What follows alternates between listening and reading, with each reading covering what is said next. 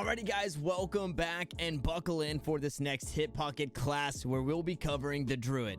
Now the reason I say buckle in is because this one could be a long one, but we're going to try and get through it as quick and painless as possible.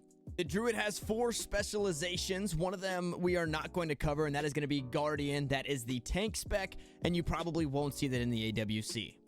The 3 specs that we will be covering are the Healer class and the 2 DPS classes. The Healer being the Restoration Druid, the Caster or the ranged DPS version, the Balanced Druid, and lastly, the melee DPS in the Feral Druid. But you know what we got to do, guys? Before we jump into those classes, we are going to cover all things generalized to the Druid, so let's just get it done. Quickly, I do want to cover, before we jump into the generalized abilities, another term in chain CC. Now, just as a chain has links in it, that is exactly what's happening with your CC, your crowd control. You're going to link together crowd controls to keep somebody crowd controlled for even longer, and sometimes this means sacrificing the diminishing returns timer just to keep somebody locked down consecutively. Now, Druids are the shapeshifters of World of Warcraft, and with shapeshifting comes a few forms that we have to cover that all specializations of Druid can use. There are 4 forms that the Druid can shapeshift into, and we're going to slap an asterisk on one of them because we'll be covering that during the Balanced Druid portion.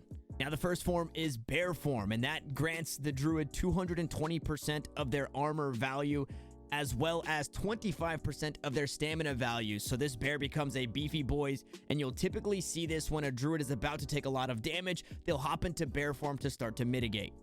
Cat form allows the Druid to go into stealth, and it grants 40% attack speed and 30% movement speed. Now, any of the Druid specializations can use cat form, but Feral Druid gets the most use out of this one. And lastly, for the generalized forms is travel form. Typically, you see this when the Druid is just trying to create some space or try to run somebody down and close the gap. One big thing about all of these forms is that when a Druid is shapeshifted into one of them, they are immune to polymorph effects. Let's jump into the generalized crowd control, and to kick things off, the first ability is going to be Cyclone. Cyclone disorients the enemy, rendering them invulnerable for 6 seconds, and this is typically chained together through diminishing returns, meaning one Cyclone cast right as the other one is ending to keep them locked into a Cyclone 3 times before the target becomes immune to that type of CC. Next up is Mighty Bash, which is a 4-second melee stun that is usable in all shapeshift forms. And lastly, a softer CC in Entangling Roots that roots a target in place, and damage may remove that root effect. As far as defensive cooldowns go, all Druids have Bark Skin, which reduces all damage taken by 20%, and it prevents damage from delaying spellcasts. An important caveat to this ability is it is usable while stunned, frozen, incapped, feared, or while asleep. Next ability, should it be talented into, is Renewal, which instantly heals the Druid for 30% of their health. And lastly, for the universal defensive cooldowns is Thorns. This is a PvP talent, and should it be selected, it sprouts thorns on a friendly target for 12 seconds, and melee attackers take damage and are slowed by 50%. All right, so before we forget, we're going to cover the next class that has that last form, which is the Balanced Druid. The form is Moonkin form, which transforms the Druid into an Owl Beast, and it increases damage by 10%, armor by 125%, and gives single target abilities against the Druid a 15% chance to make Starfire an instant cast, which is just one of the damaging abilities for the Druid. Now, jumping into the crowd control for the Balanced Druid, we've got Solar Beam that summons a beam of solar light over an enemy target's location that interrupts the target and silences all enemies within the beam, and it lasts for 8 seconds. A lot of the times you see this used in tandem with those Entangling Roots, so the target cannot easily escape the beam. Balanced Druids also have the ability Typhoon that blasts targets within 15 yards in front of them, knocking them back and dazing them for 6 seconds. Lastly is Ursul's Vortex. It conjures a vortex of wind for 10 seconds at your destination, and it reduces the speed of all enemies inside by 50%. The first time the enemy attempts to leave, the vortex will return them back to the center. Now, as far as offensive cooldowns go, it's slim pickings for the Druids, but more importantly, there's an ability called Incarnation. Incarnation for the Balanced Druid gives them an improved Moonkin form that grants 10% crit chance for 30 seconds. Druids also have an ability called Innervate that you'll see used a lot, and I wasn't too sure offensive or defensive, but we'll slap it in there. And Innervate infuses a friendly healer for 10 seconds that allows them to cast spells without spending any mana. Now jump and ship on over to the next caster, which is the Restoration Druid. Things are going to look fairly similar. As for Resto Druid crowd control, it is going to mirror that of the Balance Druids in both Ursul's Vortex, and should they be spec'd into the Balance Affinity trait, they'll also have the ability Typhoon. When it comes to defensive cooldowns, what the Restoration Druid gains is Iron Bark.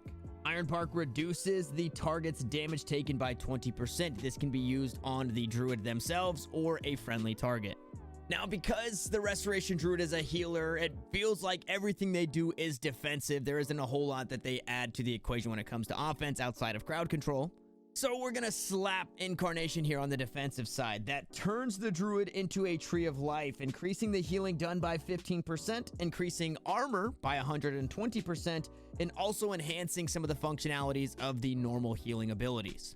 Lastly, for Restoration Druid is Tranquility. Tranquility is a large AoE heal up to 40 yards. And the best thing about this ability is it goes through line of sight, so you can remain safely behind a pillar or a wall and continue to heal your teammates that are obscured by vision.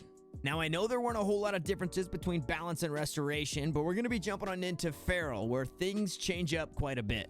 First and foremost, Feral is the melee DPS class. Feral Druids work off of combo points, meaning some abilities stack up combo points and other abilities, larger damaging abilities, are finishers, and they use those combo points to do X amount of damage. When it comes to crowd control, the Feral Druid has an interrupt of their own called Skull Bash, which charges at the enemy, interrupting the spell cast and locking them out of that Skull of Magic for 4 seconds. Feral Druids also have the ability Rake, which causes bleeds and slowing on the target, but should it be used while in stealth, it will stun the target instead and deal 60% increased damage. Leaping on over to the defensives, the only defensive for the Feral Druid that is different from the rest is going to be Survival Instincts. This ability reduces damage taken by 50% for 6 seconds. Charging on into the offensive cooldowns, we've got Berserk. Berserk causes Rake and Shred to act as if the Druid was in stealth, dealing the extra damage, and it also gives finishers a 20% chance to refund a combo point, and this ability lasts for 20 seconds. Next up, Tiger's Fury. This instantly restores 50 energy to the Druid and for 10 seconds increases the damage of abilities by 15% for their full duration. Now, that full duration is important because a lot of the abilities that the Druid does are bleeds. This means if the bleeds are put on during this effect, they will get increased damage for their full duration, not falling off after the 15 seconds. Lastly, for the Feral Druid, we've got Feral Frenzy. This ability awards 5 combo points, and on top of that, it claws the target, dealing big damage and a massive bleed. Now, I know this has been a long one, and you are hoping that we are done, but the last thing to cover are the Covenant class abilities. I'm going to do things a little differently, and I'm going to start with the most likely to see inside the AWC ability, which is from the Night Fae, and it is Convoke the Spirits. This ability casts 16 Druid abilities and 12 if you are Restoration over a 4-second channel. Kyrian gives the Druid Kindred Spirits, which allows them to bond to an ally and then gives them a chance to empower one another. Ravenous Frenzy is the Venthyr ability, and for 20 seconds, Druid spells cast increase damage and healing by 2% and haste by 1%. This effect stacks. During this ability, if you stop moving or stand still, you take damage for your maximum health, and you also get stunned. Lastly, to wrap things up, we've got Necrolord, which brings the ability Adaptive Swarm. The Druid commands a swarm to heal an ally or damage an enemy. This also buffs up periodic effects for the Druid. Guys, that's going to wrap things up for the Druid. Thank you so much for being here once more in our Hit Pocket series. Hopefully, one video at a time, we are making it a bit easier as a spectator to follow along all of the action in the AWC. Lastly, before we go, guys, if we missed anything important, please let us know down in the comments section below, so that way we are all tracking and all following along.